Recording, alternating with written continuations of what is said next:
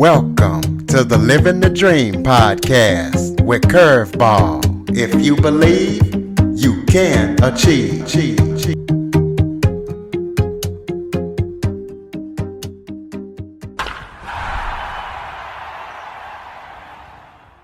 Welcome to the Living the Dream with Curveball podcast, a show where I interview guests that teach, motivate, and inspire. Today, we're going to be talking about leadership development as I am joined by the founder of Change Smith Coaching LLC, Pramoda Vyasarao. And I know I butchered that, but Pramoda has years of experience in computer science. He has a rich background. He's worked with the big tech giants. And then now he has 17 years of coaching experience, and he works with leaders and helps develop them through one-on-one coaching in his courses. So we're going to be talking to him about everything that he's been up to and everything that he is up to. So Pramoda, thank you for joining me. Thank you, Curtis, for that wonderful introduction. I'm so excited to be here. Well, why don't you start off by telling everybody a little bit about yourself? Yeah, absolutely. I'm excited to share that. I worked in the software industry for about 21 years, 13 years in India from the city Bengaluru, and then the last 8 years in the United States and California. After 21 years, I decided to do something on my own. I really enjoyed helping people and coaching them to become better leaders. I have led large teams in the organizations at both Oracle as well as Facebook. So I thought, why don't I take all these experiences of my career and help other people become leaders in their personal and professional lives? And I also published a book recently called Beyond Your Limits, which talks about how to leverage the power of goal setting to achieve your personal and professional goals. Okay, well, tell us, how did you come up with the name Change Smith? Yeah, I'm glad you asked. I like the words. Actually, I like the words such as goldsmith and blacksmith. They are specialized with some elements like gold and metal. I thought my life has always been changing. I'm really good in changing myself as a person from somebody who was scared to speak in public and to become a public speaker confidently and making money out of those profession. So I thought a skill that I've developed over the years is changing myself as a person. And I want to give the hope to people that they can change themselves. So the company became Change Smith because all of us are skilled at changing. We have to unleash the person inside us who can change and improve. Okay, well, in addition to working at Oracle, you were a workshop facilitator. So tell us a little bit about that.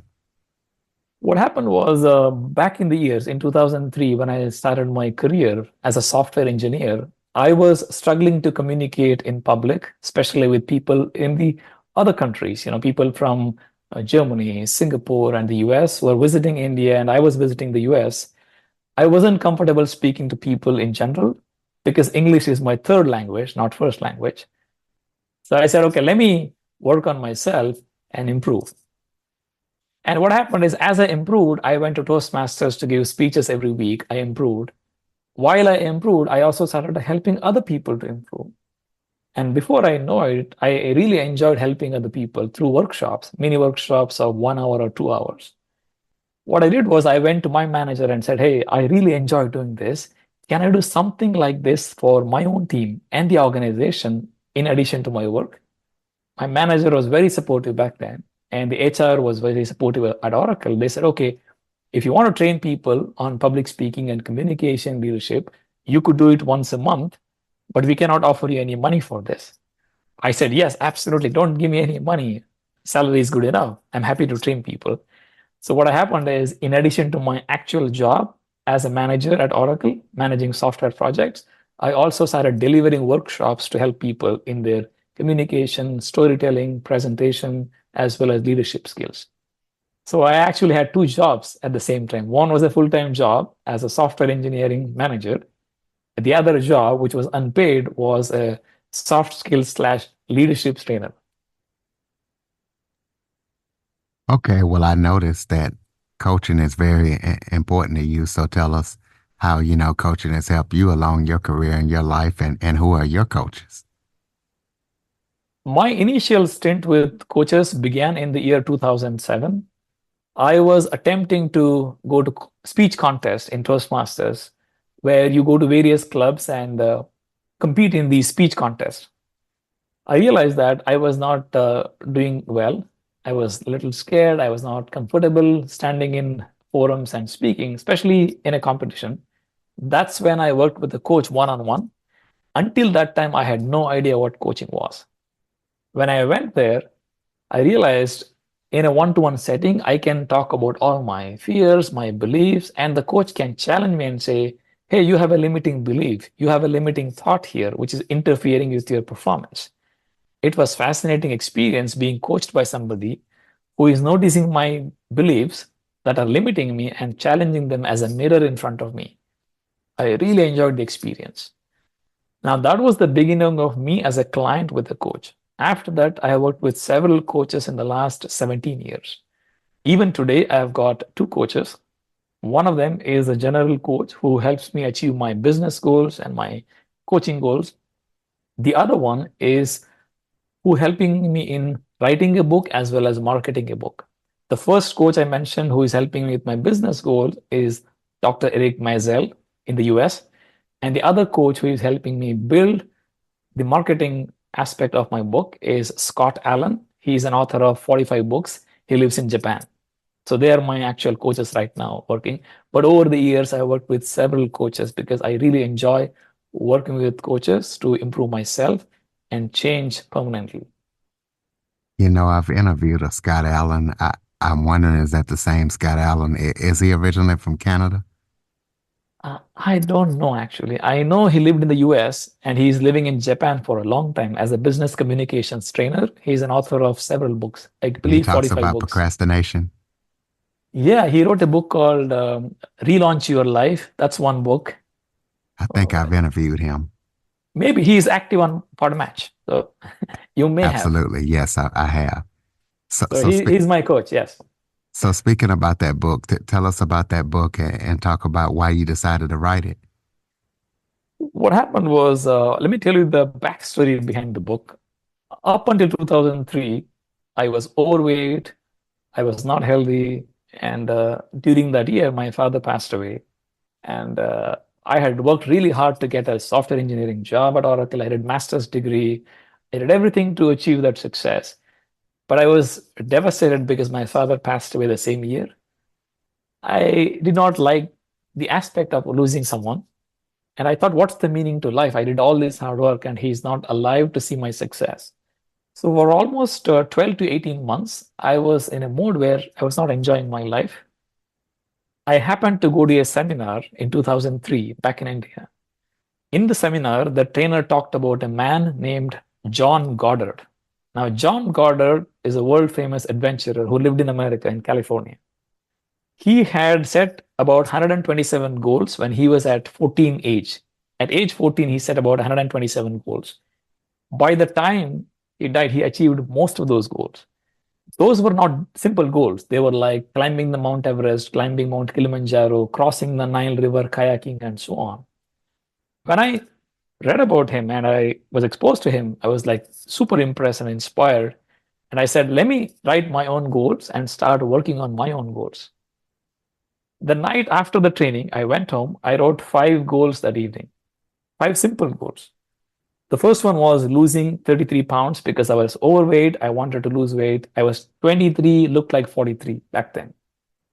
The second one was I was scared of water. I wanted to face the fear of water and learn to swim. The third one was becoming a confident speaker. I was scared of public speaking. The fourth one was learning a martial art. It was my childhood dream, but never materialized. So I wanted to have no regrets in my life. So that goal showed up on my list. And the fifth one was donating blood 50 times before turning age 50. I wrote these 5 goals. And in the next 2 years, from 2003 to 2005, I made significant progress on all these 5 goals. That changed my life completely. Each year, I kept adding more goals to my life. And one of the goals I had in my life was to write my own nonfiction book. That was goal number 52 in the book. The book talks about 52 goals I have achieved from 2003 to 2024, including running a full marathon under 4 hours. And the last goal in the book is writing a book. All of these goals were beyond my limits. That is the reason I kept the name Beyond Your Limits for the book. And the subtitle of the book is The Proven Path for Achieving Growth, Happiness, and Meaning with Expansive Goals. The goals that expand you as a person.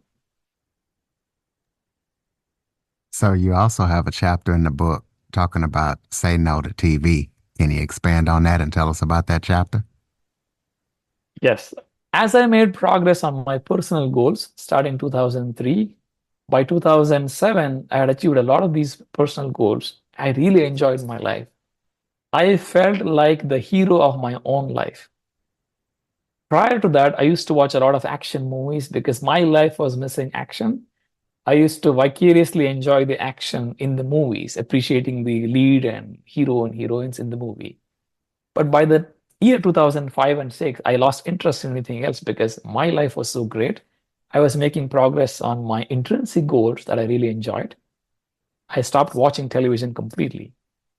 Now, that was fine because I was single, I was all alone, and I could manage that. But when we got married in 2008, I asked my wife, look, I have never watched TV the last 6 years. Would it be okay if we don't watch it for the first 90 days and see how our life would be without a television? I'm so glad my wife Anusha accepted the invitation and she said, let's try for 90 days and see what happens. I am so glad. She was a software engineer as well. Our lives was really busy, but she agreed to try this. And we loved that lifestyle. Without having television, every evening we had a lot of time together, personal bonding time, going to restaurants, going to movies, theater shows, and performances, and so on.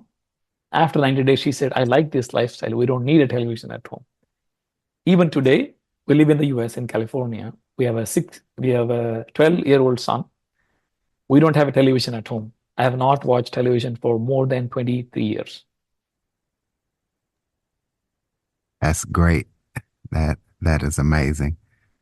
So, to tell us about, are there any goals that you didn't put in the book that you have said and are trying to achieve? In fact, yes. There are some goals I did not put for a couple of reasons. One is for brevity. I didn't want the book to be too long. The other one, I felt the effort was not much. I did not feel that effort was great in these two goals. There are many, but I'll mention a couple just to give you examples. One was until 2019, I was a vegetarian, which means I used to eat plant-based food and dairy products, milk, cheese, and so on. And in 2019, while I was training for a full marathon, I said, let me try being a vegan because there are a lot of benefits of being a vegan, not eating any dairy product, no meat, no egg. So I decided to become a fully plant-based runner. So for 4 years, from 2019 to 2023, I was a vegan, only on plant-based diet. For 4 years, while I ran several half marathons and 2 full marathons. That's one goal, which is not in the book. I mentioned it briefly in one line, but it doesn't talk about the challenges I went through and the reason behind it and the benefits I gathered from this goal. That's one example. The second example is because English is my third language, I had to bridge the gap. I took several courses in English at Stanford, evening courses.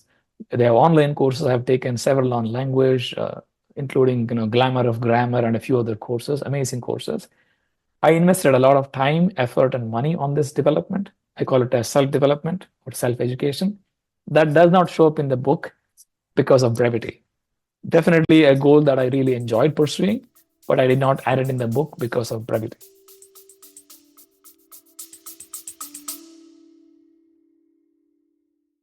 Okay, everybody, it's Michael E. Cullen II. And I'm Sesame and Carta from the All Too Real 2 podcast. We're passionate about movies, TV, and pretty much all things pop culture. Dive into the chaos of failed sitcoms, direct-to-video sequels, and the quirky realms of cinema and TV. Join us every Thursday for your dose of All Too Real 2 entertainment. We'll guide you through debates like whether Howard the Duck qualifies as a superhero. Ponder if Larry the Cable Guy could be the new Rock or Schwarzenegger. Discover if some shows and movies should have stayed in the cutting room. Ever heard of a sitcom featuring that dictator with the funny mustache? Well, we watched it. We're dedicated to unraveling the peculiarities of pop culture, sometimes with awesome guests. So, if you're into the eccentric world of pop culture, Listen and subscribe to All Too Real 2 available wherever you find podcasts. and on Age of Radio.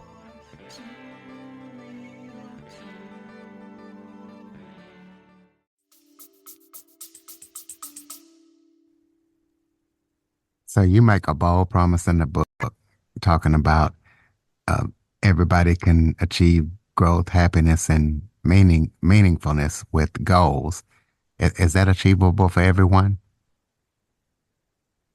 The answer is yes, for two reasons. I have experienced a personal loss, and the way I came back to life, the meaning of life, and the joy of life, only through goals.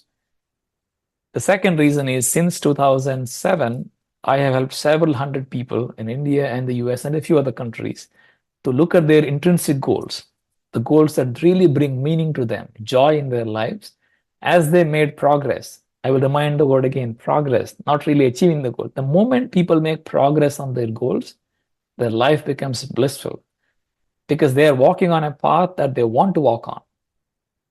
The journey itself is the destination. I've seen this hundreds of cases in my coaching career. People love making process, whether it is losing 1 pound or 10 pounds, doesn't matter. Or writing a book or writing a blog article. Progress brings joy to people. Progress principle is extremely important. And that is the reason I confidently say that the moment somebody is on the path of progress, their life changes because now they are no longer looking at outside motivation. They're intrinsically motivated. They have a compass. They have a North Star. They're constantly walking on that path with their guiding star as this North Star. This is across countries, by the way. I have worked with people in 11 countries. It is the same story in all countries, regardless of gender, background, and nationality. Goals are powerful. As long as they're intrinsically driven, you choose for yourself, not to please other people. So what do you want the readers to do after reading your book? What's your call to action? Yeah, in the initial chapter of the book, I make a promise as well as a challenge. If you can write 5 goals of your own, by the end of this book, if you can write 5 goals of your own and start making progress toward those 5 goals. Again, I will remind you, I'm not saying achieve. Achievement will happen at the end. It's the destination. The journey is equally important. It's like enjoying the process of climbing the mountain is more important. So if people can simply read the book and by the end they will be inspired to write their own goals, reflect about their own career, what regrets they would have, what they really enjoy doing, what they value, or what is the missing piece in their life that brings joy. As they reflect, they will easily identify their top goals. It will take time. It may not happen immediately in one day to write your goals. You may take maybe 2 weeks or 3 weeks, a couple of readings of the book, but you will identify your own goals. I also have done this exercise with many people in one-on-one coaching. What comes up as a reason for not writing goals is the belief. People don't believe that they can achieve their goals. If they believe, they could write lofty goals for themselves. They don't because they don't believe that they can achieve these goals. So my promise as well as challenge to people in the book is you can achieve your goals, make progress consistently over a period of time, only if you know what your true goals are. And the book will allow you to identify those true goals through reflective exercises at the end of each chapter. So tell us about any upcoming projects that you're working on that listeners need to be aware of. Right now, I know there is a lot of inquiries I'm getting based on the book. And you already know that there is a limit to how many people I can coach one-on-one. What's happening right now is I'm working on a course, which is an 8-week course, which is based on the book. The book has a 7-step framework for goal setting. We have 8-week program. Each week, we look at one of those principles of the 7-step framework. We talk about in depth on what that principle means, How did I apply that to my own life in the last 21 years and my clients? Each week, we take one principle for 45 minutes and then followed by 45 minutes reflection and group activity as well as sharing together. Like that, we go 7 weeks, and the 8th week is graduation ceremony. So it's an 8-week course. Each week is about 90 minutes. I'm in the process of creating content for that. That is the most important project right now after the book has been published. The course will come out in September this year.